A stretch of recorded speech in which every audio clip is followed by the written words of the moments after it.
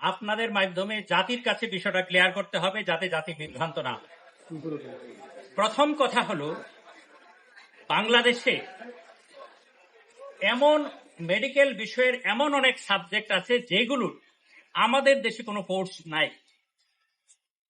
আর যে সমস্ত বিষয়ের কোর্স আমাদের দেশে নাই সেইগুলোর বিএমডিসিতে এইটাকে ইভালুয়েট করা, এটাকে সনদ দেওয়া, এইটার ব্যবস্থাও নাই। এখন আপনারাই বলেন, যে সমস্ত বিষয়ে চিকিৎসা নেওয়া প্রয়োজন কিন্তু ওই বিষয়ের কোর্স আমাদের দেশে নাই, কোনো একজন ডাক্তার তার নিজের চেষ্টায় বিদেশ থেকে গিয়ে অনেক টাকা খরচ করে, অনেক পরিশ্রম করে একটা ডিগ্রি এনে যদি চিকিৎসার কাজ শুরু করে, আর আমরা যারা বিএমডিসিতে আছি, আমরা যারা এই দেশের চিকিৎসা ব্যবস্থা নিয়ন্ত্রণ করব, আমরাই যদি এটার জন্য বাধার কারণ হয়ে দাঁড়াই, এর চাইতে আর দুঃখের কথা কি হইতে পারে? আমাদের ছোট ভাই খালিদের ক্ষেত্রে এইরকমই একটা ঘটনা ঘটেছে, যেটা আমাদের উচিত ছিল যেই বিষয়ের উচ্চতর ডিগ্রির ব্যবস্থা আমরা গ্রহণ করতে পারি নাই, আমাদের মেডিকেল বিশ্ববিদ্যালয়ে হোক বা অন্যান্য প্রতিষ্ঠানগুলোতে হোক, সেই ধরনের একটা বিষয়ে যখন একজন ডাক্তার নিজ দায়িত্বে নিজের খরচে বিদেশ থেকে শিক্ষা নিয়ে আইসা কাজ শুরু করেছে, তখন বিএমডিসির উচিত ছিল এই বিষয়টাকে কিভাবে তাড়াতাড়ি একটা রিকগনিশনের আওতায় আনা যায়, এটার জন্য কিভাবে একটা ফর্মুলা তৈরি করা যায় সেটা তৈরি করা। কিন্তু উল্টা কাজটা করা হলো, ওই ভাইয়ের কাজকে বাধাগ্রস্ত করার জন্য এবং তার পেশাকে প্রশ্নবিদ্ধ করার একটা ব্যবস্থা করা হলো। এটাকে অত্যন্ত দুঃখজনক ঘটনা হিসেবে আমি মনে করি।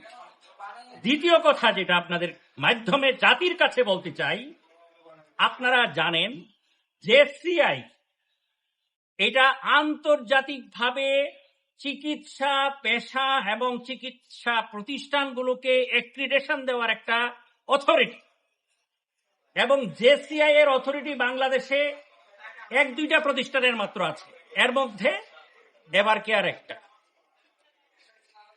JCI এর অ্যাক্রিডেশন দেওয়া মানে সারা পৃথিবীতে এটাকে অ্যাক্রিডেশন দেওয়া।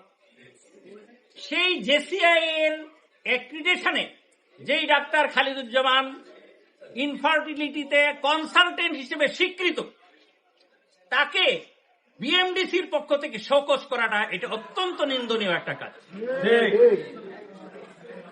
আপনারা এই বিষয়টা আপনাদের লেখনীর মাধ্যমে, আপনাদের ইলেকট্রনিক মিডিয়ার মাধ্যমে এটা জাতির কাছে পরিষ্কার করবেন, এটা আমাদের প্রত্যাশা, যাতে করে জাতি বিভ্রান্ত না হয়। তৃতীয় কথা যেটা, সেটা হলো আমাদের মেডিকেল বিশ্ববিদ্যালয়ে একজন এই ধরনের একটা বাচ্চা নেওয়ার ক্ষেত্রে যেই ডাক্তার খালিদুজ্জামানের সহযোগিতা নিতে হয়েছে, মেডিকেল বিশ্ববিদ্যালয়ে তার সহযোগিতায় একটা এই ধরনের বাচ্চা প্রসবের ব্যবস্থা যেখানে করা হলো, সেখানে এই ধরনের একটা পটেনশিয়াল এবং এই ধরনের একটা কোয়ালিফাইড, হাইলি কোয়ালিফাইড 25 বছরের অভিজ্ঞতা সম্পন্ন এবং এভার কেয়ার হসপিটালে ওই বিষয়ের কনসালটেন্ট হিসেবে কাজ করার অভিজ্ঞতা সম্পন্ন একজন ডাক্তারকে 25 বছরে একজন বাচ্চা, সেটা আমি মেডিকেল বিশ্ববিদ্যালয়ে বিগত 25 বছরে একটা মাত্র বেবি এইভাবে জন্মলাভ করেছে এবং সেটার কনসালটেন্ট ছিলেন আমাদের ডাক্তার খালিদুজ্জামান। আর এই ধরনের একজন কৃতিত্ব সম্পন্ন ডাক্তারকে প্রশ্নবিদ্ধ করার একটা অপপ্রয়াস, এটা আপনাদের মাধ্যমে জাতির কাছে পরিষ্কার হোক, এটা আমি আপনাদের কাছে আশা করছি।